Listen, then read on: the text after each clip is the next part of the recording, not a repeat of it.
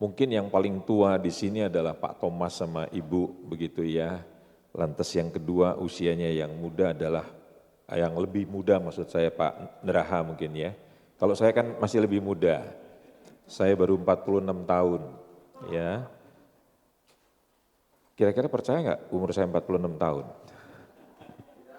64 usia saya, ya Bapak Ibu, menjelang ke 65 tahun. Berubah itu sangat susah, setuju tidak? Kalau saudara melihat pendeta seperti saya pakai topi, bukan untuk menutupi kepala saya yang sudah menjadi anggota klub Mataram. Tahu Mataram? Manis tanpa rambut. Ya. Tetapi sengaja saya ingin supaya saudara belajar. Berubah itu adalah sesuatu yang tidak populer. Setuju tidak? Kebanyakan orang akan lebih suka memakai celana seperti kayak Pak Ndraha. Celana yang rapih begitu kira-kira, yang disetrika begitu. Ya, tidak mungkin pakai celana seperti kayak Pak Terkelin Bangun yang pakai bulu jin. Ya, bagi orang Batak itu tabu banget pakai bulu jin. Setannya aja kita tengking, bulunya kita pakai. Begitu. Tetapi zaman itu berubah. Dan saudara perlu menanggapi daripada sebuah perubahan, setuju tidak? Tadi lihat pemimpin pujiannya itu sudah punya menantu 2, tapi pakai kalung. Bukan kalung seperti saya, kalau ini kan kalung kesehatan. Kalau itu kan kalung untuk lebih keren gitu, biar nggak kelihatan kalau sudah punya menantu begitu. Supaya kalau ketemu gadis-gadis muda masih umur 30-an gitu kira-kira. Ya, ibu-ibu juga begitu kan, sudah mulai umur, nggak menerima kenyataan, rambut dicat, kan gitu kira-kira ya. Ya, supaya kelihatan lebih keren, terus disetrika, biar kelihatan lurus begitu. Yang masih punya rambut masih bisa didirikan, itu sebetulnya menghina saya. Dan pemimpin pujian tadi, karena sudah tidak bisa diapa-apakan lagi rambutnya begitu kira-kira. Tapi yang namanya perubahan itu tidak mudah. 2 minggu yang lalu saya ada di Kota Pekanbaru, saya mengajar para hamba-hamba Tuhan dari Majelis Daerah Gereja Pantai Kosta di Indonesia, GPDI. Ya, jadi mereka itu rata-rata lulusan sekolah Alkitab. Sebelum menjadi gembala, menjadi pendeta itu mereka harus mengikuti sekolah. Seperti misalnya Pak Tarigan di Pampantang Siantar, dia sekolah begitu. Tapi kan ada banyak hamba Tuhan tidak pernah sekolah, begitu. Ya, jadi akhirnya kita menjadi aneh-aneh karena kita tidak mau belajar begitu. Hati-hati kita berkhotbah, kita tidak pernah belajar.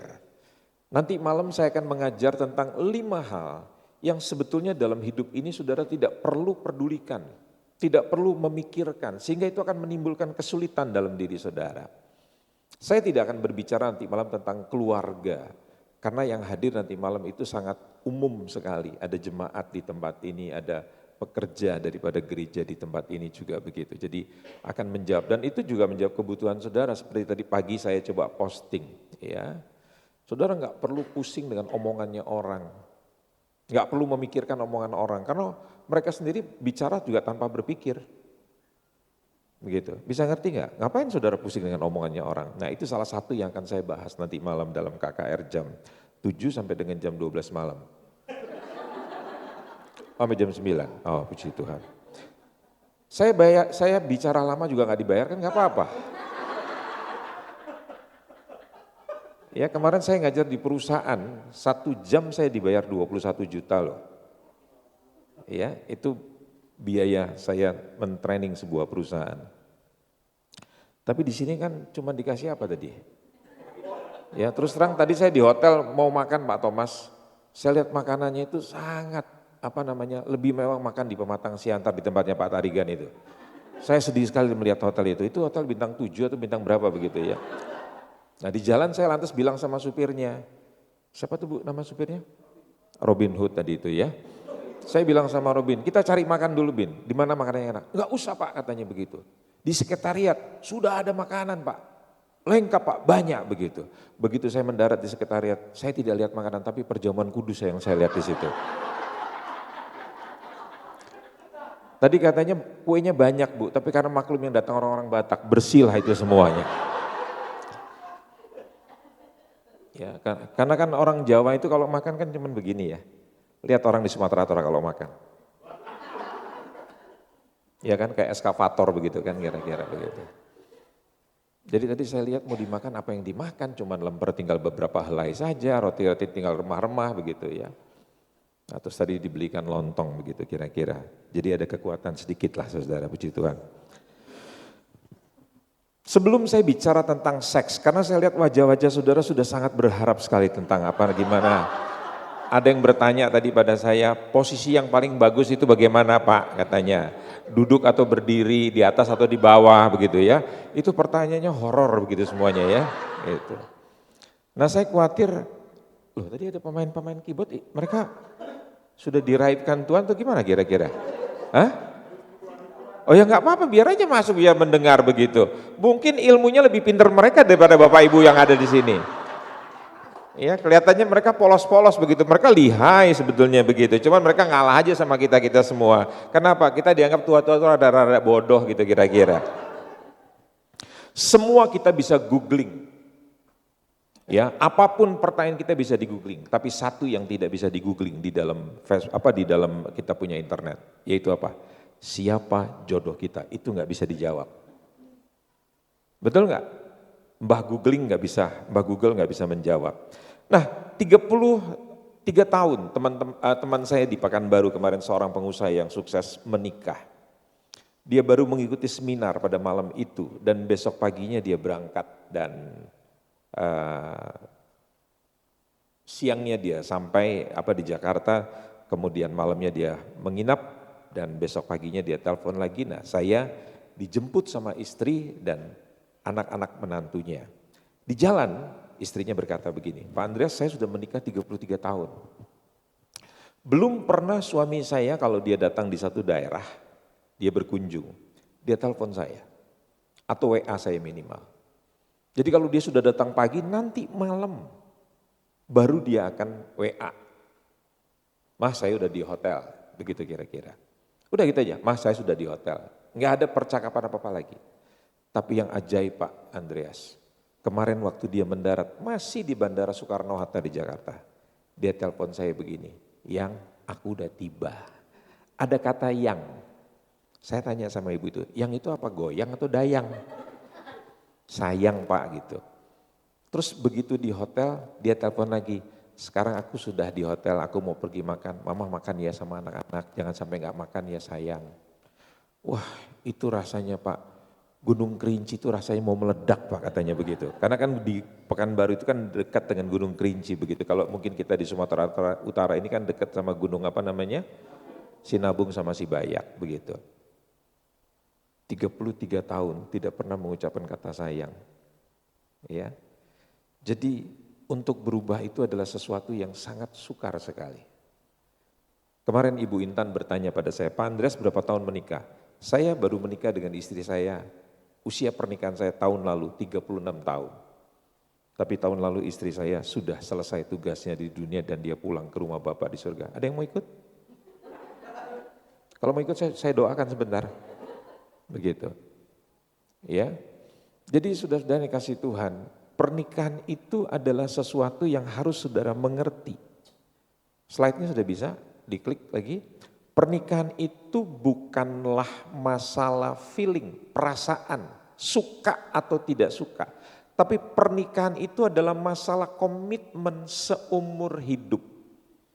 Perjanjian yang saudara sudah ucapkan waktu saudara menikah beberapa tahun yang lalu atau puluhan tahun yang lalu.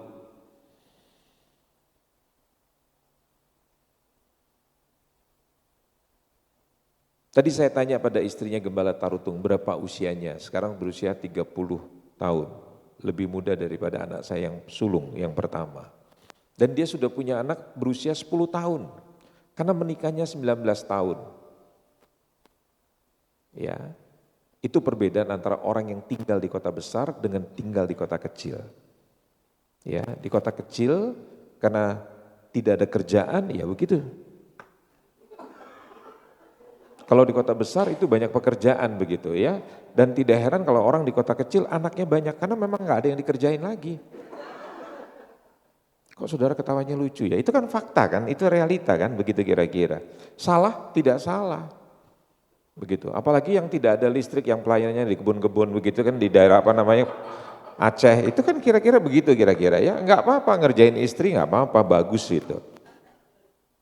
Dan biasanya orang yang punya hubungan dengan pasangannya, rajin berhubungan seks dengan istrinya sendiri, itu biasanya akan lebih sehat dan awet muda. Selama dia sehat, tapi kalau sudah mulai sakit gula, kalau sudah mulai apa itu namanya prostatnya membesar, itu jadi masalah nanti ya untuk melakukan hubungan seks begitu. Karena kita satu hari ini kita akan bicara tentang seks begitu ya. Nah tetapi sebelum kita bicara seks, saya ingin sekali saudara mengerti tentang pernikahan itu apa. Yang selanjutnya, masalah dalam pernikahan biasanya karena kita tidak memahami perbedaan pria dan wanita. Ada banyak orang berpikir bahwa saya sama dengan dia. Saudara mesti mengerti, Tuhan itu memberikan kita pasangan pernikahan itu disebut, jodoh kita itu disebut lawan jenis. Namanya sudah lawan, artinya kita itu betul-betul berbeda. Bisa nangkep? Jadi kalau pengertiannya lawan, jangan saudara mengharapkan bahwa apa yang ada di dalam diri pasangan kita, suami atau istri kita itu serupa dengan kita. Mongol, pelawak Kristen yang terkenal, mengatakan saya sudah bercerai dari istri saya dan sekarang saya mengikuti firman Tuhan, perintah firman Tuhan yang mengatakan kasihlah sesama. Jadi sekarang saya lebih mencintai sesama. Mengerti? Yanto menikah sama Joko.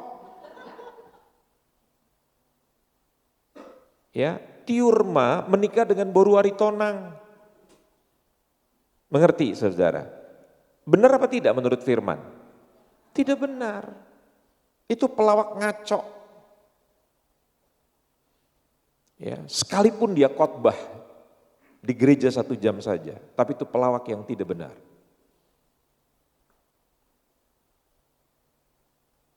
Karena lawan, jadi saudara harus mengerti dari pertama betul-betul berbeda. Kalau saudara bilang bahwa pasangan saya Pak, rasanya saya nggak cocok sama dia. Justru karena nggak cocok, itu jodoh. Anda lihat Mike ini. Kalau Mike ini sama, maka dia tidak akan mungkin bisa. Ini kan berbeda karakteristiknya. Justru karena berbeda, mereka bisa disatukan. Kalau sama, tidak mungkin bisa bersatu. Kalau Joko menikah dengan Yanto, itu namanya bukan menikah, itu main anggar namanya. Hanya yang mengerti yang tertawa.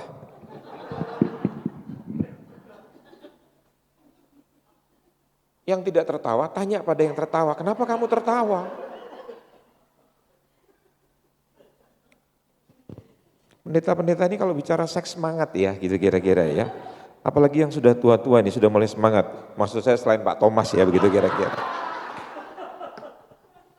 Yang ketiga, jangan tuntut pasangan untuk berubah. Kitalah yang harus berubah lebih dulu. Coba deh saudara yang badan-badannya besar ini. Saudara selalu bilang kan, saya makan gak banyak. Cuman sedikit, maksudnya apa? Sedikit-sedikit makan. Orang itu kan dibuktikan bukan dari perkataan, dari apa? Buahnya. Badanmu yang besar itu menunjukkan seberapa banyak yang kau makan.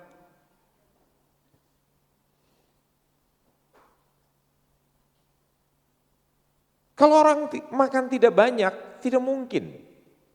Dia badannya besar. Seperti anaknya Pak Andraha ini, Ivan. Dulu kurus, tapi setelah menikah dia gemuk. Apa artinya? Susunya cocok.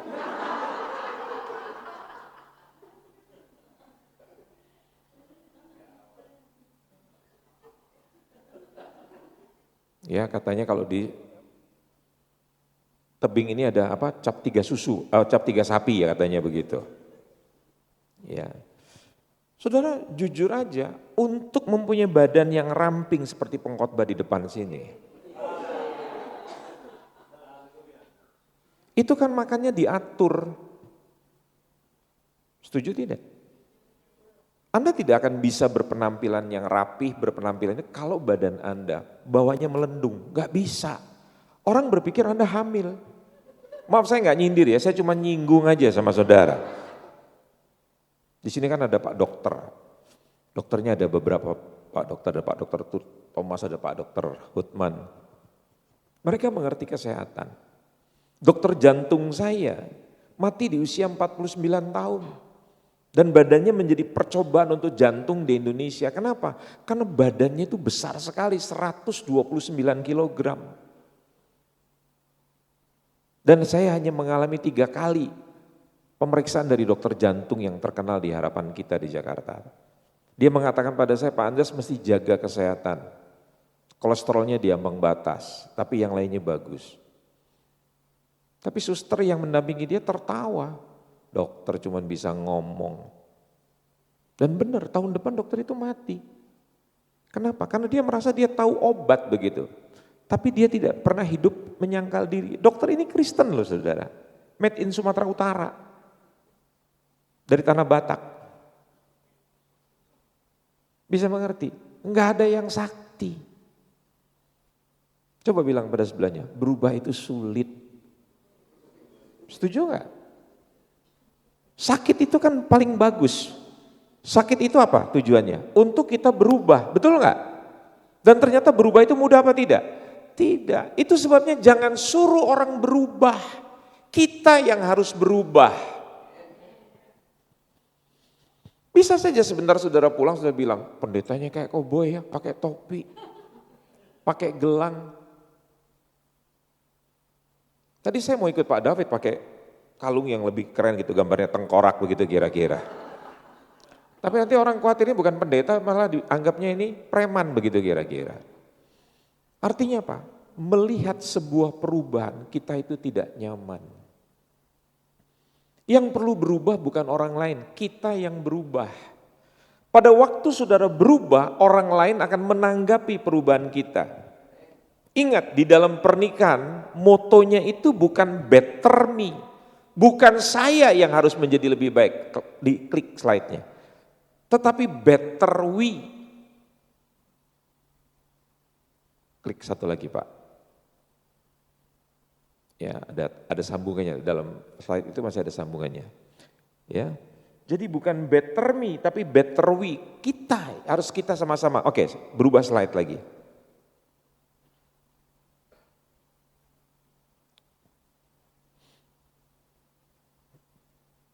Nah, 3 kesalahan umum, ya 3 kesalahan umum mungkin dijalankan. 3 kesalahan umum yang sering dilakukan oleh suami. Nah ini saya mau bicara dulu tentang perbedaan supaya saudara paham gitu. Bahwa laki-laki itu dengan perempuan itu berbeda. Nah kesalahan pertama seorang suami, dia tidak memperhatikan perasaan istri. Wanita itu bukan makhluk seperti kita pria. Kita itu menggunakan nalar, menggunakan logika. Perhatikan kalau kita bicara, ya, menurut pikiran saya,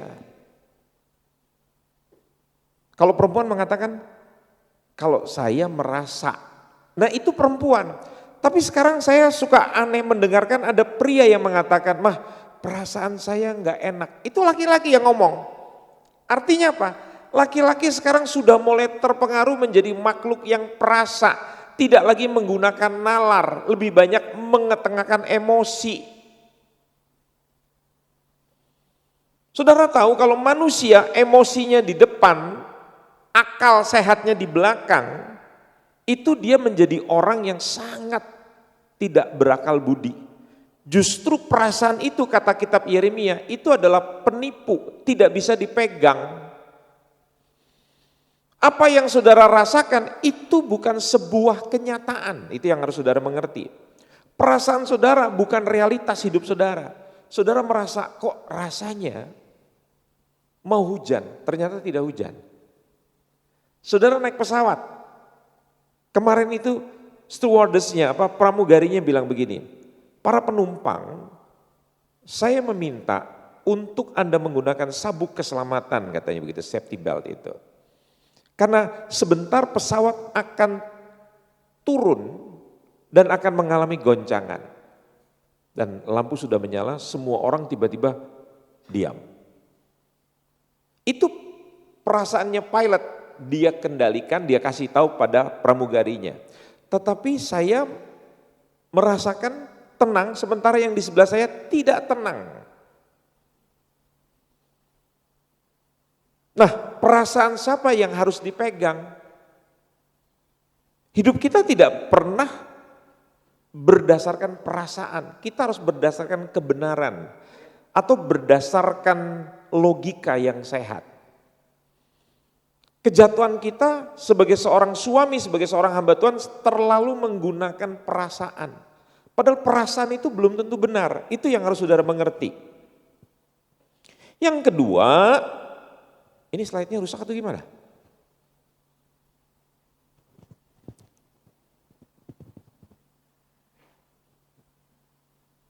Coba saya kirimkan sekali lagi.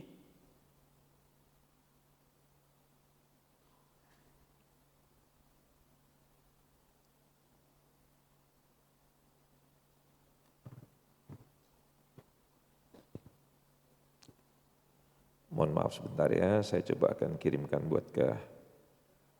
Sudah? Ada? Mungkin ada yang mengerti itu siapa? IT mungkin boleh dibantu. Karena saya berikan tadi gampang bisa dirubah dalam bentuk apa itu namanya PDF atau dalam bentuk PowerPoint. Harus dirubah dalam bentuk PowerPoint ya, jangan dibentuk dalam bentuk PDF atau Keynote.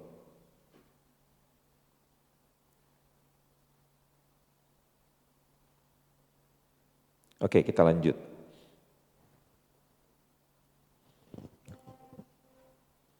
Yang kedua, lebih fokus memikirkan solusi daripada mendengar. Bapak-bapak mesti nangkep, istri itu bukan untuk diberikan jawaban. Ada banyak suami kalau istrinya lagi bagi persoalan gitu, dia lagi mengeluh, dia lagi cerita perasaannya. Perhatikan kalimat saya. Dia lagi curhat perasaannya.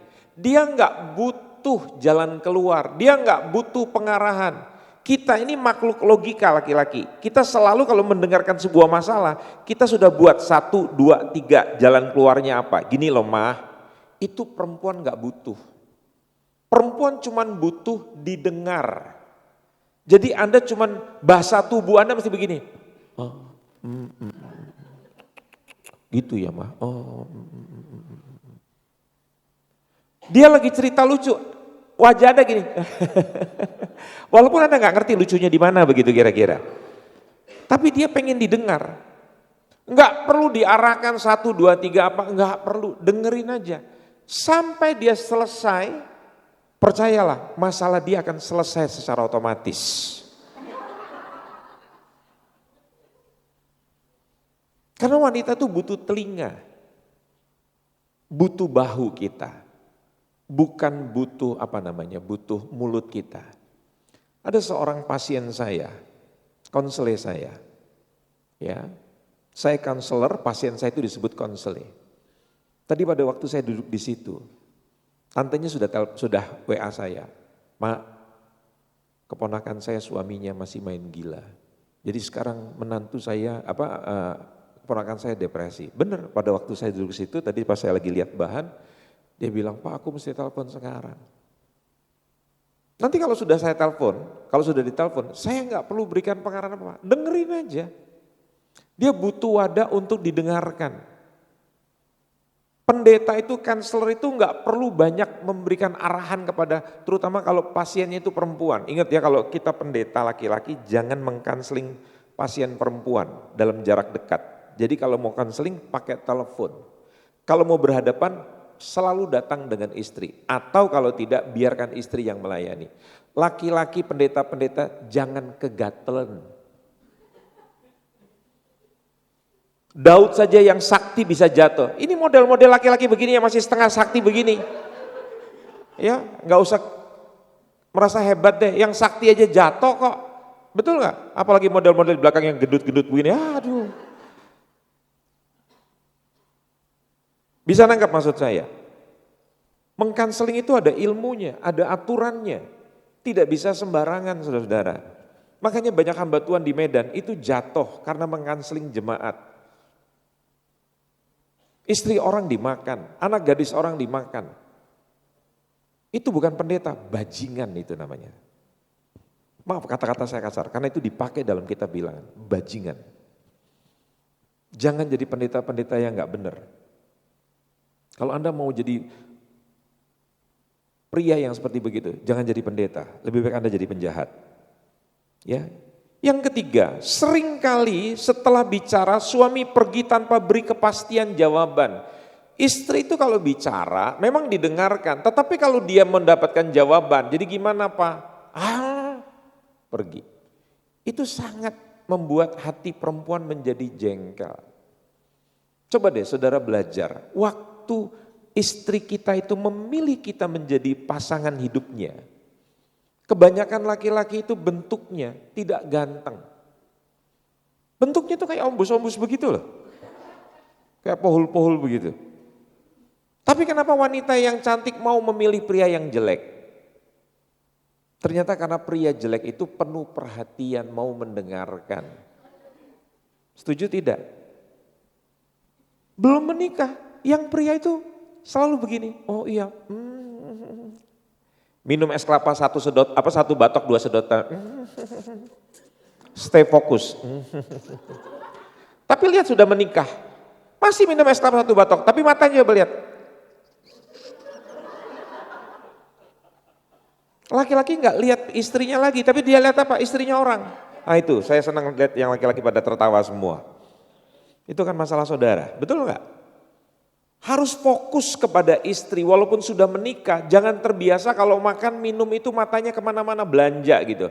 Fokus, lihat istri sendiri, bahagiakan dia.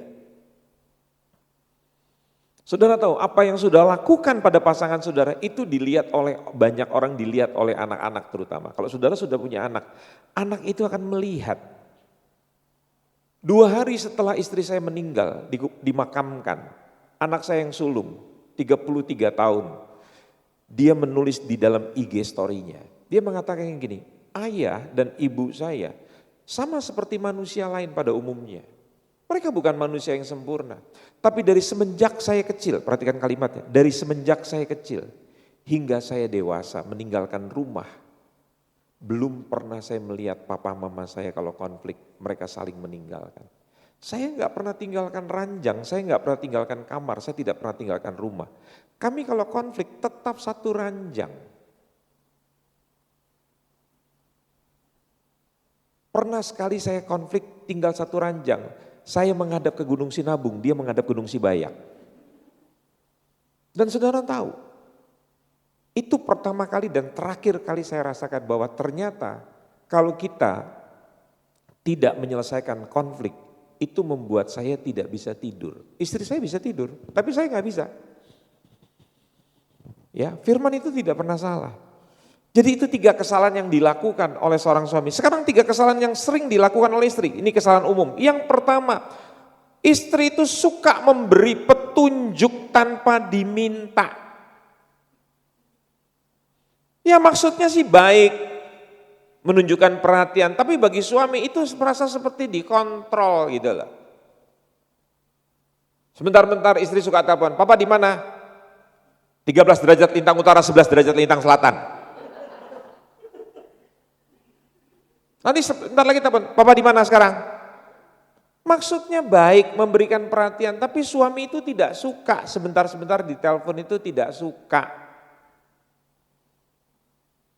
Percaya, waktu suami berangkat bilang sama suami, aku percaya papa sama kamu, sebab aku telah menyerahkan nyawamu kepada Tuhan.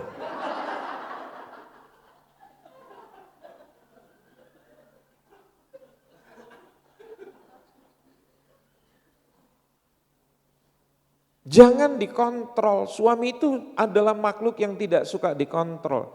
Semakin dia dikontrol, dia semakin tertekan, berikan dia kebebasan. Tetapi laki-laki kalau engkau dipercaya, jangan jadi bajingan tadi saya bilang. Jaga janjimu, komitmenmu bahwa engkau sudah mengambil tiurma boruna dab-dab sampai maut memisahkan kalian berdua. Betul enggak? Jadi kalau Anda mau berpisah dengan istrimu, berdoalah supaya istrimu cepat dipanggil Tuhan. Kalau belum dipanggil Tuhan, pembelajaran kita adalah setia sampai mati. Betul enggak? Saya sudah 1,5 tahun loh istri saya pergi meninggalkan saya. Banyak orang bertanya, kenapa Pak Andreas enggak menikah lagi? Masalahnya belum ada di dalam pikiran saya. Bukannya tidak banyak yang mau mengejar saya, banyak. Terutama janda.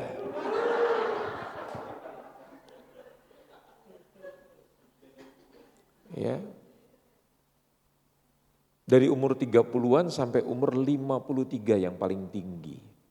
Tapi karena masalahnya saya belum punya pikiran, bagi saya gini, kalau saya menikah lagi berarti saya mesti mengulangi hidup. Konflik lagi. Dan tidak mudah. Jadi kalau di sini ada pasangan-pasangan muda yang berkata, duh kok saya menikah tidak seperti yang dibayangkan. Karena saudara dulu nonton filmnya film salah, nontonnya film India.